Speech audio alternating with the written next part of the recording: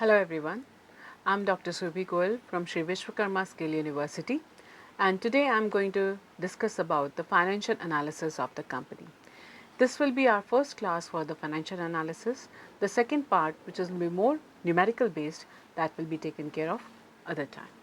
What is the financial analysis of a company?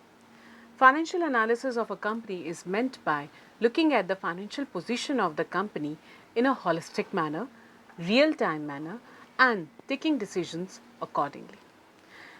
The financial analysis of a company is actually revealing the relationship between economic and the financial performance of the company.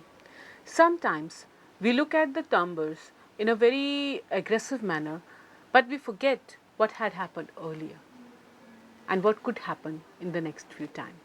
So taking care of the financial analysis of a company is always been an important part of the decision, strategic decision of any company. Now the question arises, why do we require the financial analysis? The finance is known to be the lifeblood of any company. And when we go for the financial analysis, we actually want to see what is the position, what is the actual position of any decision of a company. This is a real time analysis that we can do anytime. Okay, so the financial analysis is all dependent on the financial data that we can extract anytime, and on the basis of that we can take decision about how the company is performing. Also, we do the financial analysis for the better debt management. We want to see how we are taking care of the future spendings. We are taking care of the losses. We are taking care of the liabilities we have. So, if we look at the company's position and if it is comfortable, only then we can go for a good debt management of the company. Also, for the optimization of financial performance and compliance, we have to go for the financial analysis. See, we cannot say that, I am just taking an example, we cannot say that there is a growth in the sales, right? When we talk in numbers, it makes more sense. So it is very important to see how much growth is there, and that is only possible on the basis of the financial data. Also, we also require this financial data for communication and collaboration. Whenever a company is going for certain corporate restructuring like mergers, acquisitions, even for some joint ventures, the deals are being cracked on the basis of the finances each company is producing. So for such type of collaborations, or if we are going for ask for certain help from the industry or from government, all those things are being decided on the basis of the financial data being produced. So that is also required in the financial analysis. Then for the cash flow management, the whole day management, the operating decisions, investing decisions, financial decisions, all these are dependent on the financial data of the company. So this financial analysis is very important in taking all such decisions. Now, the question arises, from where can we get the financial data, or from where we will get the data for financial analysis? If we look at the data available, then there are certain data which is being given by the company to various regulators, and there are certain information that they produce on their websites. So for getting the financial data, we have various sources from which the authenticated data can be given. So any company which is listed on stock exchange also provide their information, financial information, to the stock exchanges. So from any of the websites of the stock exchange, like in India we do have Bombay Stock Exchange and National Stock Exchange, so we can go to the websites of these organizations and get the data. Also, the regulators like RBI, SEBI are also having the access to the financial data of the companies.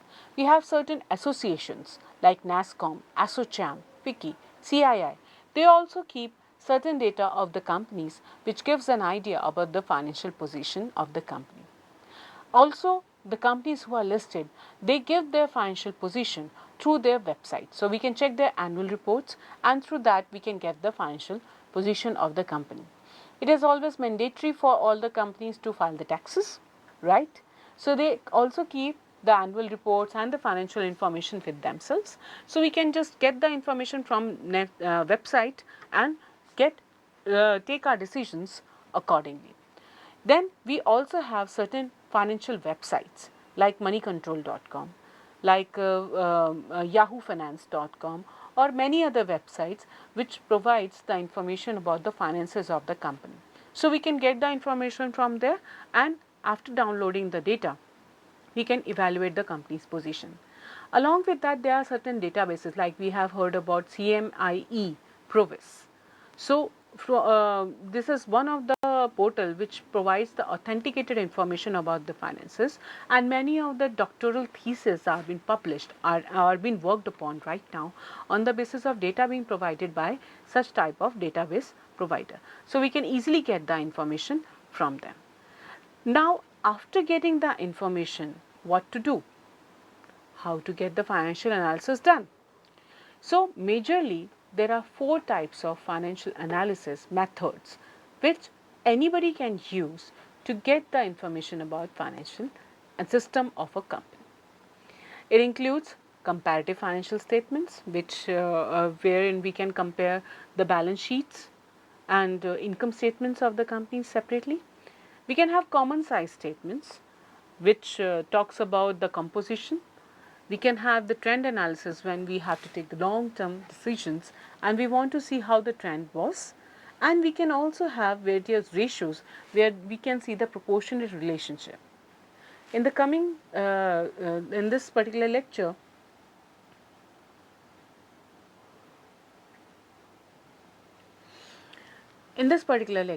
we are going to discuss all these methods one by one except for ratio analysis that we are going to discuss in the next lecture. So, first talk about the comparative analysis. Comparative analysis is the comparison between different periods. Okay. So, let us say if I want to compare one year with the another one, I will go for the comparative analysis. I will compare my situation with that year and see whether my company's position is improved or not. Here we actually identify or determine the profitability situation within that particular time period, and we identify certain components which are the most impacting components throughout those financial positions. So, how do we do it? That let us see. So, this analysis is also known as the horizontal analysis, as we are going to compare each component of present year to the target year and see what is the variability in those time periods. The uses of these comparative statements can be seen at different time periods, like and at different stages of the business.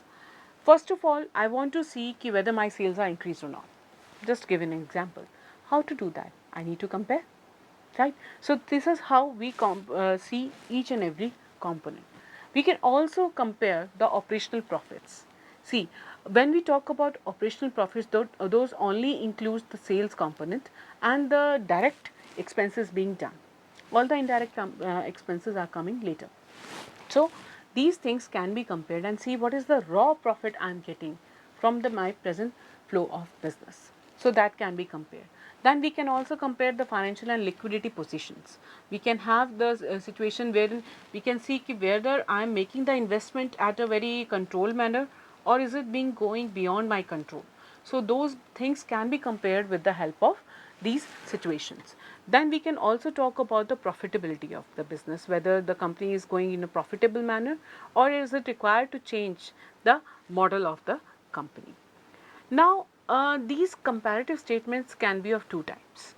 We can have the comparative statements for the income statement and we can have a comparative statement for the balance sheet. So, we call them comparative income statement and comparative balance sheet. When we prepare comparative income statement, then we are comparing each component of the income statement of present year with the target year, or maybe we are comparing to 2 different years looking at the time span of the decisions. That if one decision is being taken 5 years ago, then if we are taking such decision now, what will be the change? What happened in the next year? What was the reaction? So, just for foreseeing the reaction of the various stakeholders of the business, we can go for the comparative situation. Likewise, we do have a comparative balance sheet, which talks about how the balances have changed when we had taken certain decisions. So such type of decisions are actually helpful when we go for the comparative analysis. Now let's take an example and let's understand how this thing happens. So in front of you, you have the balance sheet of year 2021. Okay, so now it has been asked that let's prepare a comparative balance sheet of these particular years. So we have the previous year data and we do have the current year 2022 data. So 21 and 22 data are there. We need to make a comparison there. So what we are going to do, we need to compare each and every component of the both years. Okay, as we can see here, the component are being compared in a way taking we took out the difference. So you can go for the third column which talks about increase or decrease in a particular time period, right? So we will deduct the amount of the previous year from the latest year and write down the difference, whether positive or negative. If the amount is negative, we will put that in brackets, and likewise the whole thing is been calculated. Each and every component of the balance sheet is been calculated. Here we are showing the income statement, and accordingly the increase or decrease has been calculated. Now the things doesn't stop here. See, when we talk about numbers, it may not have that much relevance if you are not talking about the percentage. 1,000 rupee in comparison to 10 is different than 1,000 rupee in comparison to 100. So we need to see the relativity of it.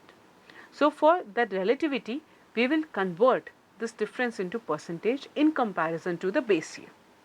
So here the base year is 2021.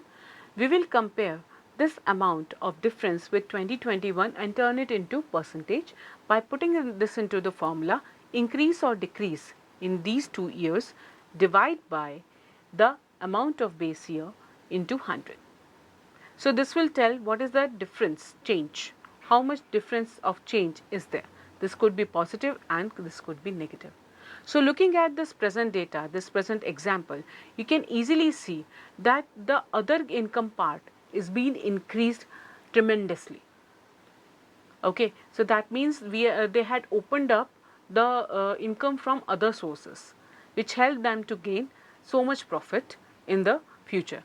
Then you can also see what are the composition of spending, whether their expenses are being increased or decreased in the time being. So those can also be compared with the help of a comparative statement.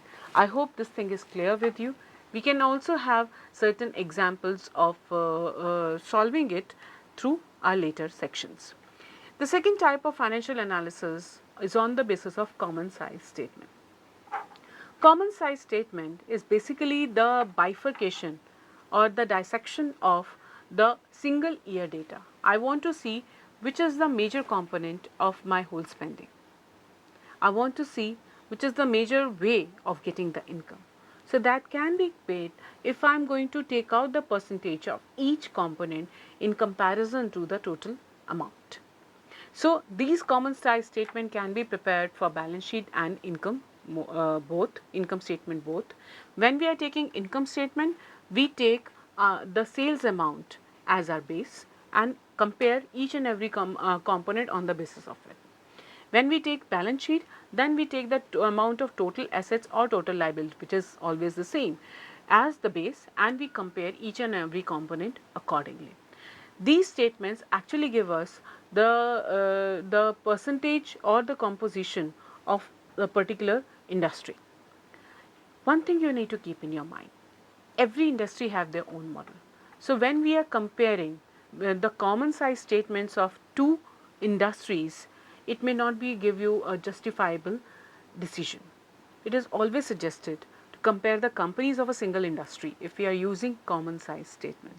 Only then they can give you a justifiable decision. They will make you help in taking a justifiable decision. Why is it being used? These are generally being used by two people, managers and stakeholders. Managers, if they want to see the controlling part, which component needs to be controlled, where we are spending more. So those decisions can be taken care of. And for stockholders, they want to see what are the earnings and profits. So how much we got in comparison to the profits. So this is something which is an area of interest for the stockholders. So they go for this statement for knowing this. This common size statement is also being used in different manners. Like if you want to compare the cost of goods sold with the gross profit, we can use it. What is the percentage we are keeping it for this year? It should not be very, very high. Okay, so when I'm maintaining when I'm purchasing the goods, it should not be very deviating from the gross profits I'm getting from that particular purchase, from the sales, right? So those things can be taken care of. And yes, as I mentioned, we can compare two companies because more or less the components are going to be same. Only the percentage will change. So if you want to know what my competitor is doing, we can prepare the common size statement and take the decisions.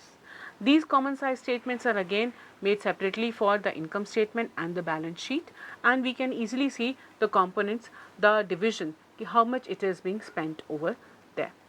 Now this is a numerical presentation of common size statement. Here you can see we had taken a 2 years data, 2021 and 2022. For preparing the common size statement, we will take the latest year data and we will see what are the different composition of it. So since it is an income statement, we will take sales amount as the base amount, and depending on that we will just compare each and every component of it with the sales so that we can get the percentage, what is the percentage composition for that. And we can also make a comparison. Like here you can see in 2021 and 2022, if we look at their expenses, that has increased. So the question arises, is the profit is also increasing? So you can see that the other income has increased. That is why the overall expenses is being increased. So we have to be very, very cautious in making our analysis out of it, interpretation out of it, how the things are being calculated. So that different scenarios will give you different answers. But yes, of course, the way it is being projected, that makes a huge difference. The third type of analysis, it will be the trend analysis. Now, we talked about 2 years in the previous examples.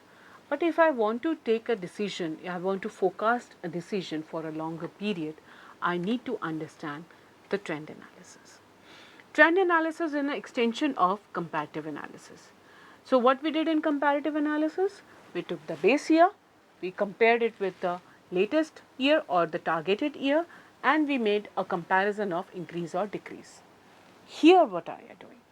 Here we are taking a base year and we are looking at the array of years, maybe 5 years or 10 years. We are comparing each of the year with that base year, and we are setting a trend. We are creating a graph or a bar graph looking at what all changes had happened and which was the best year and which are the worst year. So we need to make changes in our strategies accordingly. Maybe for a particular year it was working, but later on it was not working, leading us into losses. So that can be a learning for us that, okay boss, this particular business is not working. We need to look at the controlling of that particular business. So this trend analysis is going to help us in taking such type of long-term decisions. Also, when we look at investing in some company, this trend analysis is actually going to help us that what is the trend going on. For studying the stocks, this trend analysis help us in knowing that whether the stock is moving upward or downward. So all those numerical data can be projected in a graphical manner for identifying the actionable procedures of it, for identifying that whether that thing worked in a proper manner or not. This particular analysis is majorly being used for forecasting. So we collect the historical data and we forecast on the basis of that data. That helps us in taking decisions for what is going to happen in future. Generally we see the same type of trends if we follow the long term pattern of 5 to 10 years. But if the there is a change of business, then of course this analysis is not going to help a lot. That way, in that ways, we need to look at the short term changes, not the long term. But if we're looking at the business which is going to continue for years and years, and we expect certain results with the same line of business, then this method is a workable one, and we should use for the long term forecasting for a particular business or industry. Now look at this example. This will help you in knowing how the trend analysis is worked. So we had just taken an example of bar graph, wherein we had kept the data of certain sales per month for a particular country in a trend. So we had taken data of sales for Australia, USA and Belgium, and for a particular product we had seen that what is the change of composition for these particular months. So as an investor, if I want to invest in a particular country, and I want to see which is the most profitable country, if I invest in, let's say, derivatives for a particular country, so I can take decision on the basis of trend analysis. So for this particular example, we have used the data of only few months, but for a long term decision we can take example for years and years. Okay, so as you can see here, in October 19 we have the highest returns, highest sales in the area of USA in for coupons. Then for display ads we had seen the sales had increased more in the area of Australia.